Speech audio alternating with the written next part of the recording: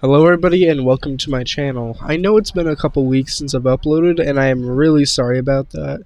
I meant to, but I just had a big lack of motivation and that is just my bad, but don't worry, I'm going to try my best to keep uploads going for a little bit. Like, comment, and subscribe as it helps me with the channel. And now, let's get into it. So I think you should play Marvel Rivals, especially if you're a fan of FPS, hero-based shooters like Overwatch, like Paladins, a little bit of Valorant, but Valorant less so, more like Paladins, Overwatch, those games. If you're like me, you've been playing at least Overwatch 2 for now 2 years, and you're very much into the hero shooter gameplay loop, so Marvel Rivals won't be too bad for you to pick up. But for those who have just played FPS, I still think you can pick it up pretty easily. It's just the third person, as of with Overwatch players, will get a little bit of will need a little getting used to. And then if you've never played an FPS at all, it'll be very challenging, but that just would go with Overwatch, Paladins, any game really, but you do have your de facto character. And with characters, let's get into that right now. Now, for this character section, I'm going to make comparisons to Overwatch characters, but remember that most of these characters, if they are similar to one Overwatch character, they are similar to many, so just keep that in mind. But remember, these are not copycats, they are just characters that share aspects. So, let's start with Punisher. Punisher is your Soldier 76/Reaper. He's got a good shotgun, he's got a good primary, he's got a turret that he controls, and his ultimate, he gets like Mauga guns, so he has like dual chain guns. It does a lot of damage, so if you want some high damage hit scan, go with Punisher. The next one I'm going to talk about is Squirrel Girl. She's pretty similar to Junkrat. She's a spammy character with little explosive acorns, but aside from that, she's actually nothing like Junkrat, unless you want to compare the concussion mine and her tail slam. But even then, I wouldn't, just because they are fundamentally different. And the last two I'm going to talk about are Iron Fist and Spider-Man. They are very reminiscent of Genji in how you have multiple jumps, you have little dash abilities, that sort of thing. But Spider-Man, obviously, he'll have his web sling. He has a uppercut, which you could do as a Doomfist player. You could come back and you'd get a little bit of that rising uppercut nostalgia. And then with Iron Fist, he has a cool little parry mechanic with one of his abilities, as well as a little Zen mode where he just heals himself a little bit. It's pretty cool overall. I think if you like very dive heroes, you should play those two. Now, so far, we've only been talking about the duelists, the DPS, the damage heroes. But now, let's talk about the Vanguard, or the tanks. If you're playing tank, if you're a D.Va main, I'd say you want to play probably Hulk, just because you have that whole I go into the smaller guy and I can quote-unquote re-mech or re-Hulk out. But you have a little bubble thing, kind of like Zarya. You have a single target fire thing. Hulk, if you hold his jump, you can do a leap. I'm not very good with it, but I'm not very good with D.Va, so it's not my thing. But if you're more of like a Doomfist, maybe you could play something like Thor. I don't know which one's actually closest to Doom, but I'd say Thor is a pretty good one if you are into that playstyle. He's not nearly as mobile as Doom, but he has the similar thing. If you charge up a thing, you'd like charge up and then you shoot out towards them and hit them, knocking them back and stuff. And while you don't have a block, you do have an alternate mode, which you could throw a little Imracha, where you have a ranged attack and your hammer goes around you. He's very intricate. These are just like small similarities in Thor, but if you're a Ramatra, Doomfist kind of guy, I would say you should probably try Thor out. Maybe Groot, but Groot's more of a walling Mei as a tank type hero, so that's just up to you.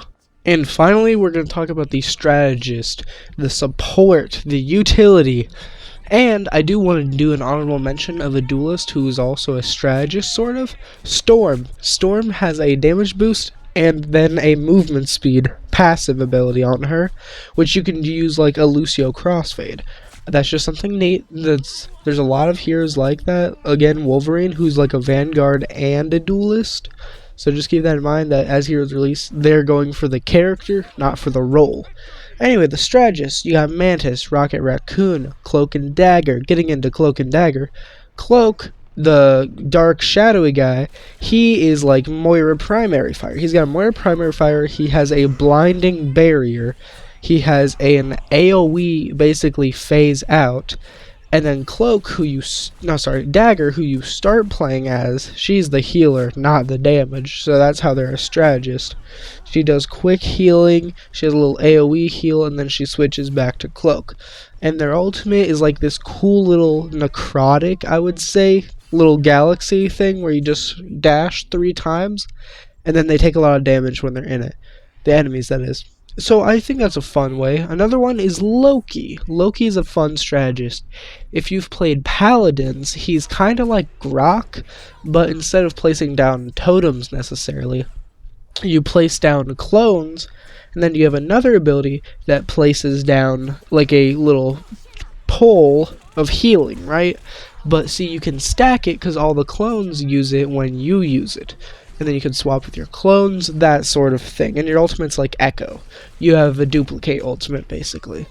And that concludes our brief lineup of the Duelist, Vanguard, and Strategist characters. While obviously there are many more of them here and to come, I just want to give a couple examples that everybody seems to be making, just because everybody's doing it over the characters, so I just want to make it brief, make it quick.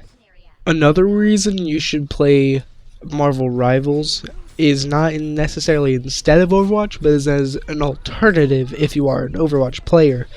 Because a lot of people, like a surprising amount, are playing Marvel Rivals to spite Overwatch, to spite, in quotes from a lot of things I've heard, the devs, which it is not the devs' fault for a lot of bigger decisions, right? If you think a bigger decision ruined the game, or did this, did that, right? Most of the time, that's not necessarily the devs, but other people, like game director, like the higher ups, you know? So most of the monetization is going to be by the higher ups, even above the game developer occasionally.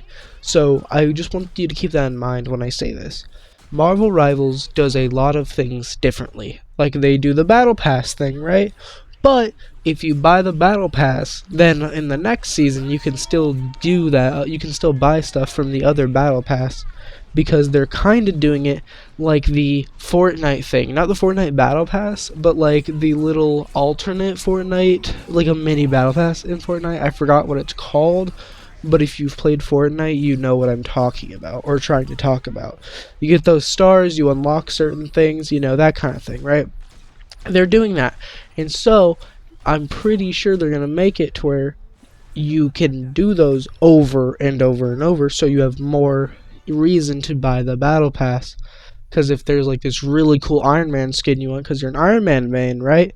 Well, it's in the Season 1 Battle Pass, and now it's Season 2, but I bought the Season 1, so I can use it. And that's basically what I'm getting at here. It's very good for the Battle Pass things, because there's no more FOMO type energy here.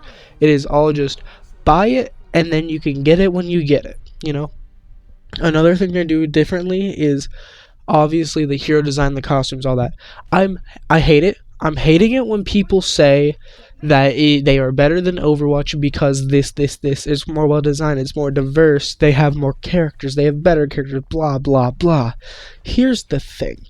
Marvel Rivals, they have a unfair advantage when it comes to comparing the heroes and the design.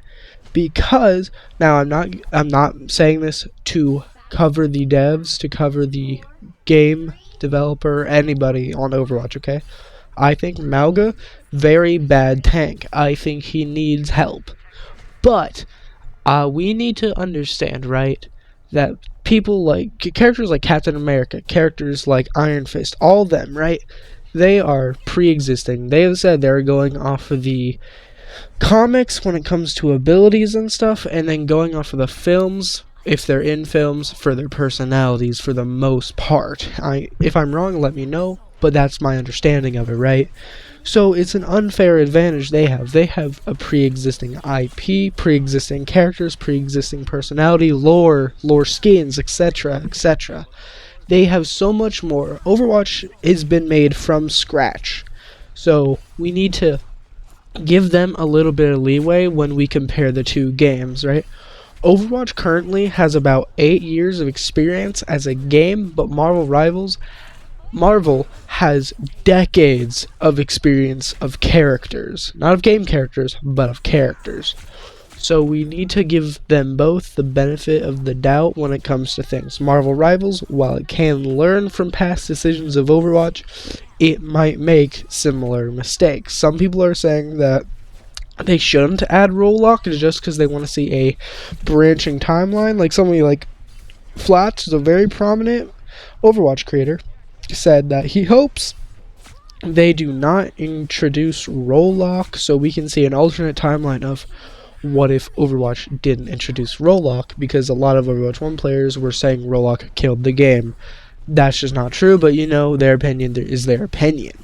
So, I do hope that that could be a possibility, but I will say that there are times where you're sitting there like, bro, they just need 2-2-2 already. But I'm hoping that if they do that, it doesn't go the way of the Overwatch and kill the game. I'm hoping that if they do, the open queue will still be very popular, even more popular than Overwatch's, but the role lock is still there playable. And I just want everybody to know, I love both games already. I already have, I would say, about 11 to 12 hours of Marvel Rivals. Yeah, I have about 11 hours of Marvel Rivals, and it only released a couple days ago. Literally, yesterday it released. And I've been playing it a lot. Now, there are some people who are like, I've already had hundreds of hours, right?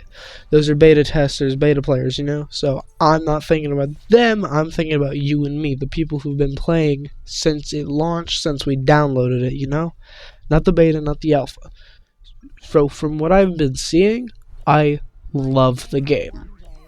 And I just hope it succeeds, right? I hope it does what Overwatch did correctly. I hope it makes good decisions. And I hope Overwatch will see the success of Marvel Rivals, and their higher-ups, their game developers, the devs, they'll all look at Marvel Rivals and say, you know what? They're doing that right. Our community says we're not doing this right. Their community is good with it. Our community is good with them doing it. So let's try it. I hope a lot of that happens. When Overwatch does good, Marvel Rivals sees and is like, oh, that's a good idea. We should do something similar. Overwatch sees some Marvel Rivals does something good. Oh yeah, we should do something similar. Not the same. They do the same thing. Everyone will say they're copying, even if they don't. And I just hope that we can come to an agreement. Both games have their fan bases.